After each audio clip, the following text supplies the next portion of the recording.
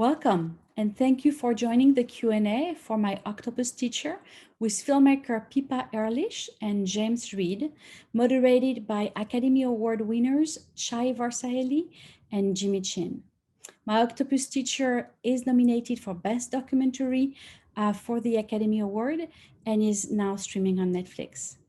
I'm Gwen Diglis, Deputy Director for the American Cinematheque, and this is part of the nominees award season conversations at the AC. So please visit our website, americancinematheque.com, for information on our upcoming programs and how you can support the American Cinematheque by becoming a member and making a donation. Enjoy the Q&A.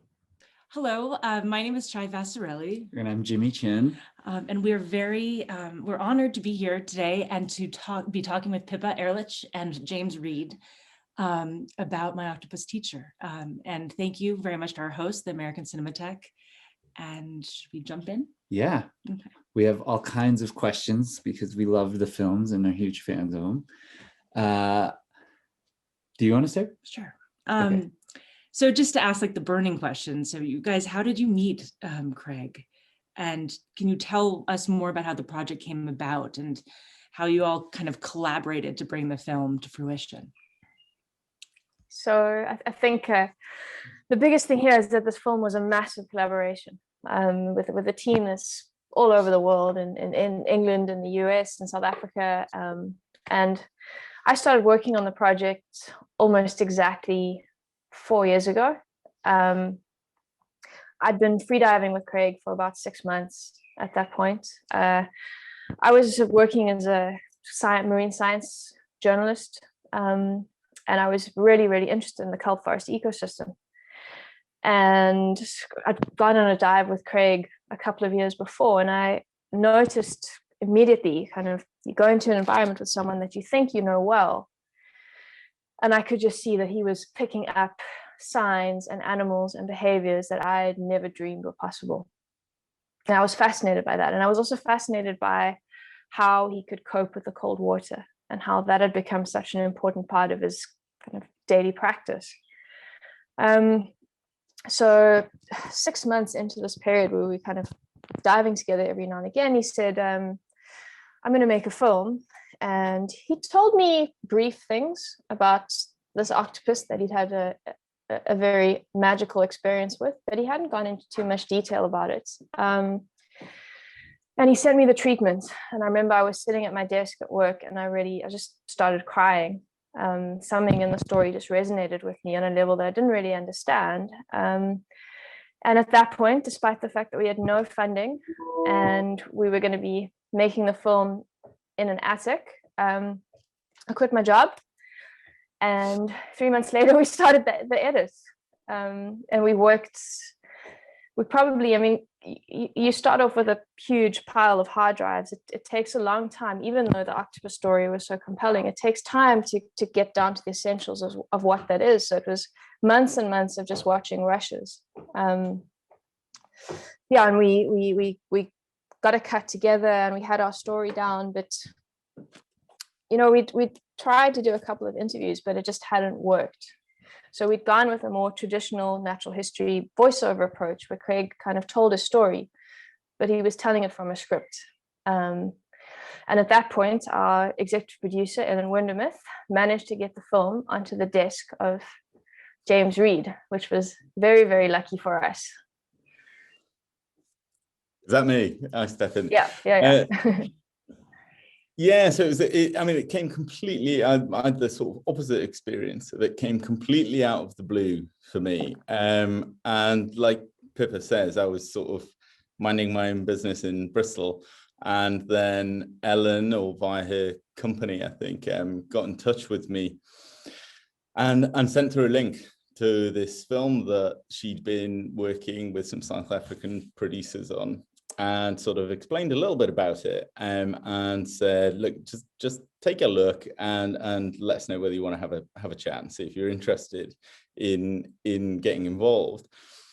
And I had a look, and as Pippa says, like, the huge amount of work had gone in. Like, Craig, while it turned into a sort of big, huge collaboration with a big team and a big project that that hopefully feels very slick now. How it's reflected in the film is genuine, of course. So he sort of, Craig wasn't intending to make a film. He was just out there swimming, and then started taking his camera, then started taking photographs, and started doing a little bit of footage every day. And then he met the octopus. He had no idea where that relationship was going to take him. So he's recording it sort of independently and on his own, which is brilliant. And it gives the film its real sort of authenticity and purity. But as a result, he was sort of recording lots of footage every day across an entire year of her life, and long before he met her as well. So Pippa had this unenviable, or I mean, it depends which way you look at it. It's a fun task as well, of going through and sort of isolating where those sort of transitional moments were in their relationship and things. And that, as she said, had all been put into a cut that, I mean, it changed quite radically in terms of its style later on, but what was really strong in there was this sense of incredible access to this unique octopus. And it was filmed in such a way that you knew that you were watching something really special. And the things that he'd observed and captured on film, and you could tell from how it was filmed, he was right there as all these things were happening. Was just like, it was like nothing I'd ever seen before, certainly. So I was pretty blown away by it, and I got in touch with Off the Fence and was like, well, it's no surprise, this is amazing. Yes, I'd love to be involved. You know, what can we do? And they sort of said, well, you know, what do you think? You know, like, we need to introduce you to Pippa and Craig and talk through where you think we could take it now. And I think, as Pippa says, it was sort of, you know, there were amazing things that had been isolated and found, and bits of the story were really, really strong. But how it was delivered and how it was told wasn't really working as well as it could be. I think everyone kind of knew that at that point. And, you know, I had the privilege of being sort of an outsider looking in. I didn't know Craig, I didn't know the environment, I didn't know the octopus. I'd never met Pippa or Craig. So I had this incredible curiosity about everything that I'd seen that was captured there. And I thought it's a brilliant opportunity to go and meet Craig and use that genuine naivety and to interview him and get his story, his first person sort of testimony told to somebody who'd never heard it before. And so Pippa and I worked together a bit about how that might work, but I kind of deliberately avoided talking to Craig, really. We had one Skype conversation just to get acquainted and check that he was all right with that process. And then I didn't talk to him again until I arrived in South Africa, and we sat down at his kitchen table. And for 3 days, we just talked about what had happened and what led him to do what he did, and how the whole relationship unraveled.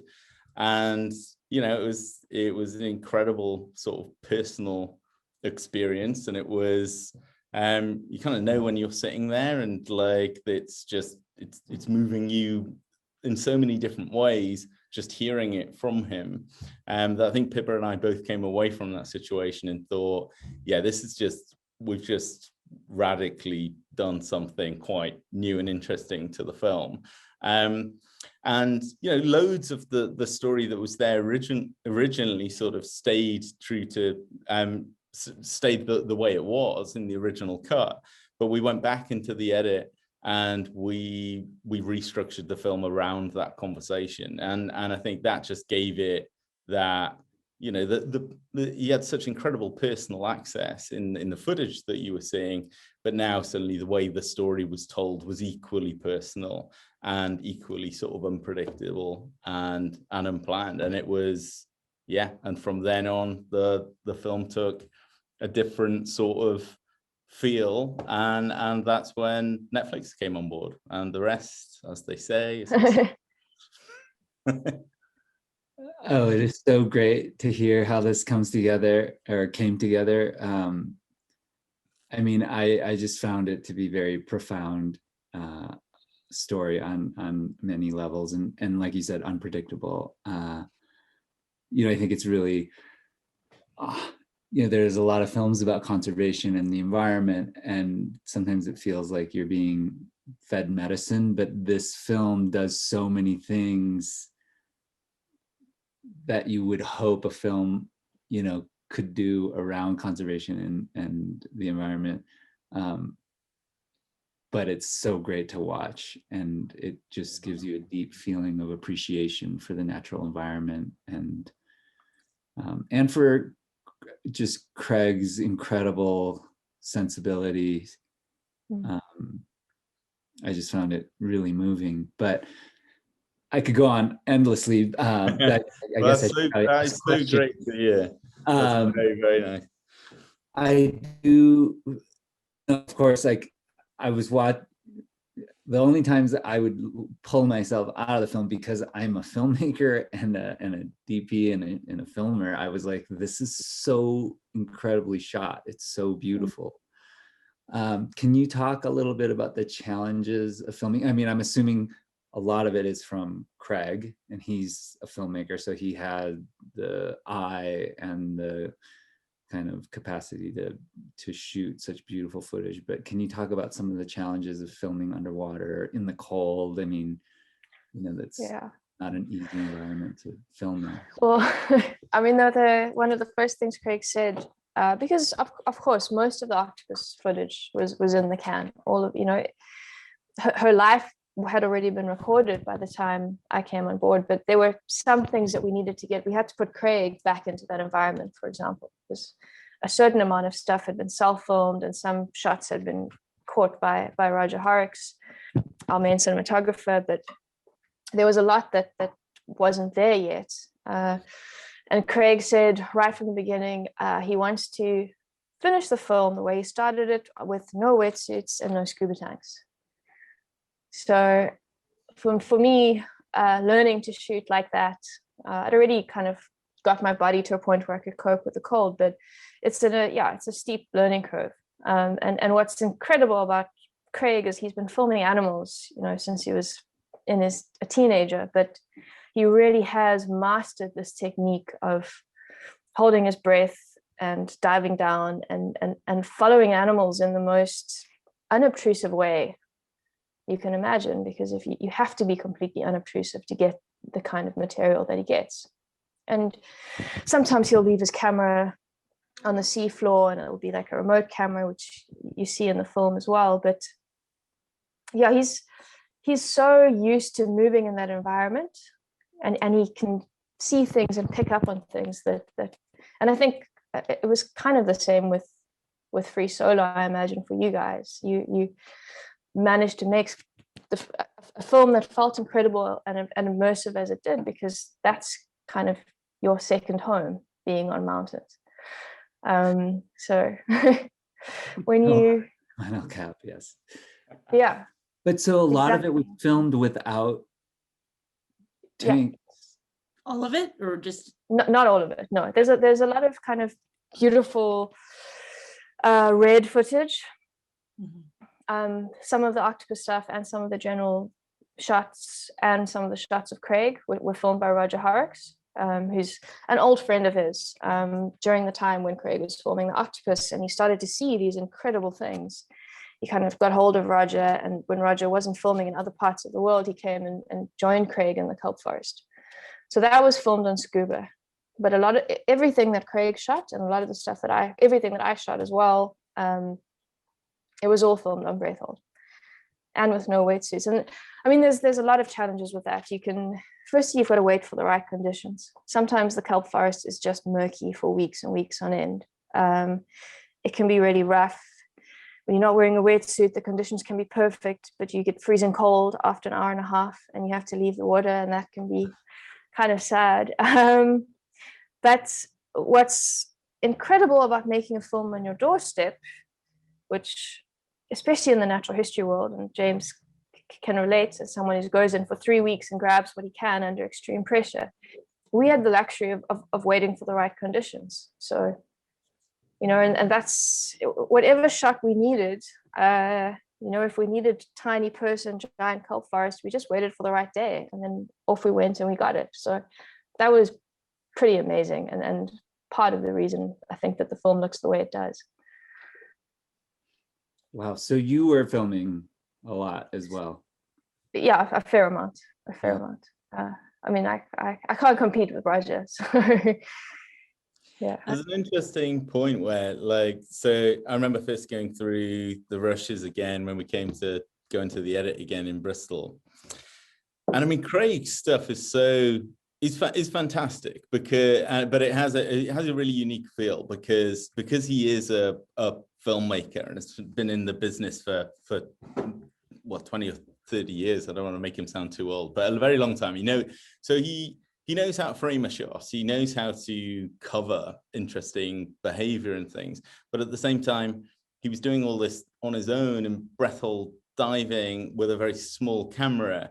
So it has that, normally you either see you generally see natural history shot in a very stable sort of high quality fashion, or it's done where it's done with smaller format cameras like GoPros or whatever, where the operation isn't quite as good either, because it's not in the hands of professionals either. So the professional equipment tends to go to the professionals, and the amateur or the smaller equipment goes to people who are less skilled operators. So it was interesting that Craig gets photography and knows how to frame things and knows what makes good shots, but he was also operating with something that could get him extremely close and intimate. So you have this sort of, it's a style that we're kind of used to on land, sort of observational, obstocky style to it, but that it was in the hands of somebody who really got how to cover things. But then it's interesting that, when he was on his own at the beginning of this whole period, it's all sort of Craig's footage. But there comes a point in the film and in the process where, like Pippa said, he got on the phone to Roger Horrocks, who's an extremely skilled professional underwater cameraman who happens to live down the road, and they've got a long history together. And at that point, he knew that he was filming something really unusual, and he was like, Roger, come down, spend some time with this octopus. So it gave us the opportunity in the edit as well, where there's this brilliant, intimate, very personal footage. But then, it's a feature doc, it's quite a long time. So it was good technically and atmospherically to be able to introduce Roger's footage as well from events that he had captured. They'd captured them together in the sort of latter stages of her life. And it felt like a really nice stylistic sort of change as well. And you had the combination of this really intimate access that Craig had, but then also this really sort of polished, beautiful photography that Roger was able to bring to it. And then, of course, like as Pippa says, all the amazing stuff that she's being modest, but the amazing stuff that she shot after the relationship had happened, but that gave context to the environment and Craig and everything. And it just all sort of, we had just everything covered in a really nice way at the same time as having this really raw, genuine relationship that was recorded from his perspective, which was lovely. So, well, let's get to the relationship, because it's so many more questions. Okay. No, go ahead. Well, we can come back to it, but I mean, this film.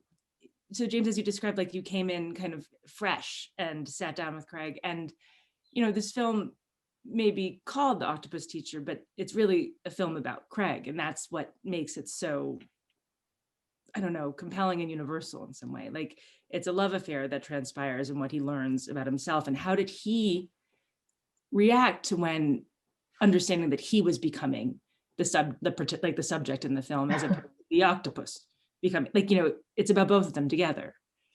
I'm just curious, like, what was his process like? How was he comfortable with that? Did you have to work with him to it? Yeah. It's a very good question. I mean, Pippa will give you more insight into how Craig was feeling about that ahead of the process, because, of course, I hadn't met him properly until we sat down. But I know that, knowing Craig doesn't want to be in the limelight at all. Like, it's the last thing he wants to do. And he was very focused on her. I mean, I think in hindsight, he appreciates, you know, what an amazing impact it had on him and how relevant he was to the story. But through the process, he's entirely focused on this octopus and what we can learn from her. And so I think that how he got introduced to it is reluctantly at first. But I think it took some, you know, as soon as he understood that we were really going to understand her a lot better through him, and to bring him into the relationship, it was going to be greater than the sort of sum of their parts. So by the time I sat down, with him, he'd adjusted to the idea. But I remember initially, you know, and because he's not an obvious character to, I mean, I think this is fair to say, Craig, when you meet him, I mean, you know, I love him and he's brilliant, but he's an unusual character. He's also, he's not a person that you would obviously hold up as being a central character in a film. He didn't think so. And neither did a lot of people around him at the time, to be honest. But it seemed like the obvious thing to, you know, and actually, even though it seems so clear that that's what we needed to do at the time, it was a bit of an experiment. You know, it was just, well, let's go and do this in South Africa for a few days and see how this works. And there were still a lot of people who had their doubts about whether that would work, having Craig tell the story. And as it happens, it worked really well. But he, like I say, Pippa can give you much better insight into what he was feeling about the whole process. But I think, and in typical Craig way, he worked out, when we met, he worked out that one of his ancestors, only 3 generations back or something, came from a place where I used to play rugby at school. So to him, this was a sign, and that it was going to go well, and like we were kindred spirits, and we got off to a great start. And I think he enjoyed it by that point. But I mean, Pippa will tell you the process. You know, I was not aware of the process really that led to that. Yeah, I mean, Craig was always aware of how transformational this had been for him. And that was something that he really did want to share. So although he wasn't on interview in the earlier versions, we were always telling the story from his perspective, but there was something very powerful about sitting him down, and he was nervous about actually being in front of the camera. And he's an excellent public speaker, and he's one of the most charismatic people you'll ever meet, but he's shy and he's introverted, and he doesn't like having too many eyes on him. So it's actually, I was very excited that we were going to do the interview, because it was something that I'd wanted to try, but probably because I was kind of too close to the project and I knew the story too well, I hadn't had much success in interviewing him. So I remember being in that room and watching the conversation with Craig and James, and just feeling so happy and so relieved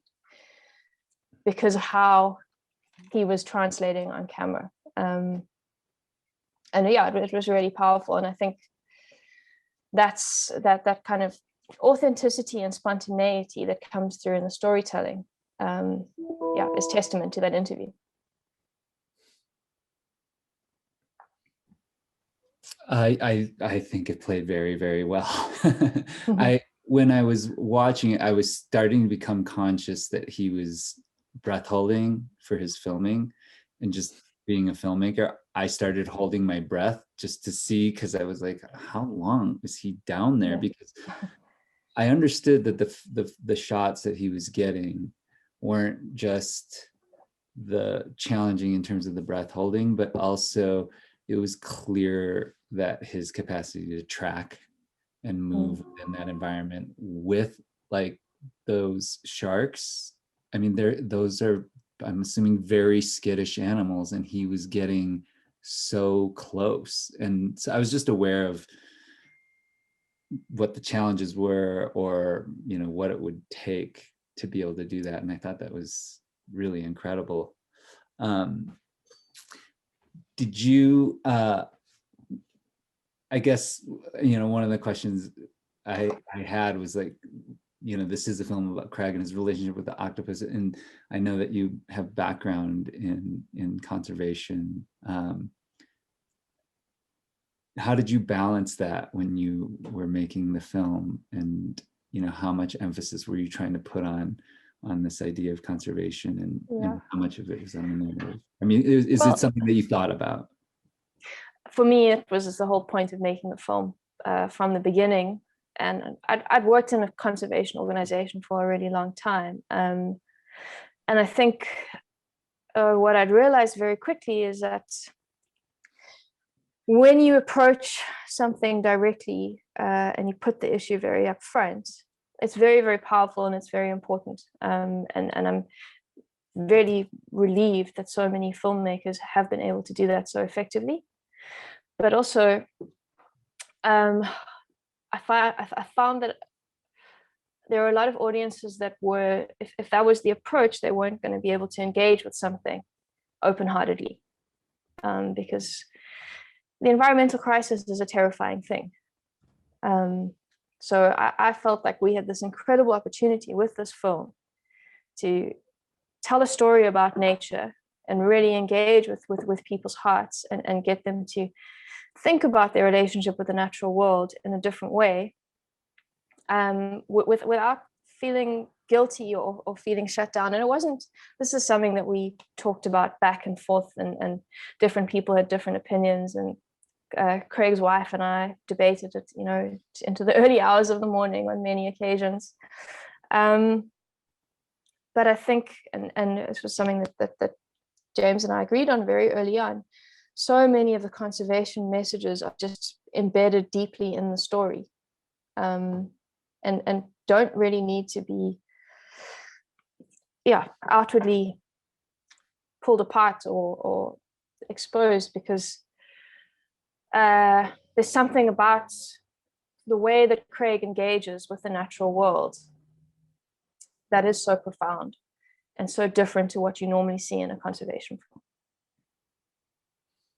Yeah, I think, as you know, and you'll know this only too well. I mean, 90 minutes is quite a short time, actually, and you can kind of do anything within reason in a film, but you can't do everything. And we really felt that, you know, the strength of what we had was this unique relationship, and what it offered people in terms of understanding another version of how humans can connect with the natural world. And we felt it was so strong. And on the one hand, you know, there is an argument to say, well, if that's really strong and you've really got people, isn't that the perfect opportunity to talk about the broader environmental issues? So we did talk about it a lot, actually. I mean, Pippa and I we definitely instinctively didn't feel like it should be an explicitly environmental film. And that is partly because we felt confident that it would have an environmental impact without sort of, you know, tackling it directly. But we didn't, in the end, just felt it was so, we got so absorbed in it, and in the relationship, and in what it kind of had a broader message than tackling sort of environmental issues about that environment or about those species or that ecosystem. It kind of, we felt it actually could be bigger in terms of sort of a much larger sort of idea Universal. about how humans can connect to the natural world, and perhaps should be thinking about their place in the natural world. And I think we, you know, it was always the battle about, you know, but like with every story, like how broad do you go? Like, are you hoping to engage a mass audience in something like a little bit more superficial, or something quite specific for a more niche audience? And, you know, we did think about all those things. And I think we felt that it had the potential to have really broad appeal. So we wanted to focus on the things that were unique and play to the strengths of the story that we had, and just kind of went with the story and the relationship, and tried not to get distracted by other connecting issues. And And, you know, I think in the end, we're delighted that it has had a really powerful environmental impact, but equally that it's had a real impact on people in loads of other ways. And I think we could have compromised those other impacts had we focused very much on an environmental message. It's funny. It's like I think of this film as just a film about empathy. And an immersive experience in something that's so sacred, and there's a love story, you know, and that's what really stayed with me. We watched it with our children the first time, and who are 5 and 7, and the way they engaged with it, and it was very moving because their eyes, they're looking through it in a very different way. But we're running out of time. But I had one last question, which is, we've heard that there was an octopus psychologist involved. like, is this true? Is there such a person? How do you find such a person? So Craig is obsessed with octopuses. He's still absolutely fascinated by them. And during the time that he was having this crazy experience with the octopus, he started getting in touch with experts all over the world, and he came across Professor Jennifer Mather, who is one of the top cephalopod scientists based in Canada. And so she's studied human psychology, and then she's also a marine biologist who's specialized in cephalopods. So she had this kind of incredible and unexpected and certainly very, very rare insight into how creatures think. And then she spent a lot of her time trying to work out how an octopus or a cuttlefish thinks based on all of its kind of physiological adaptations. And she flew out to South Africa, and she was amazing when she's in her 70s, and she came diving with us, and she sat down and we went through every single scene in the film, and sometimes we agreed with her, sometimes we didn't, but she helped us to interpret kind of what the octopus was thinking at different stages of her life. And it's amazing because you really feel it in the film. Yeah, that was really cool. And anyway, we've so enjoyed this. Thank you very much. And, you know, congratulations. The film is exquisite, you know, both in what it's saying and its intention, but also the craft. It just, it's so beautiful. Yeah, it's very, very beautiful. Yeah, and profound. So we thank you. I really loved your film as well, by the way. I really, Thank you. yeah. I have a million more questions, so hopefully we can do that in person someday. But it's such a pleasure to talk to you both, and thank you for answering all our questions. Well, thank you for having us. Very much. Take care. Take care. Bye. Bye-bye. All right. Bye-bye.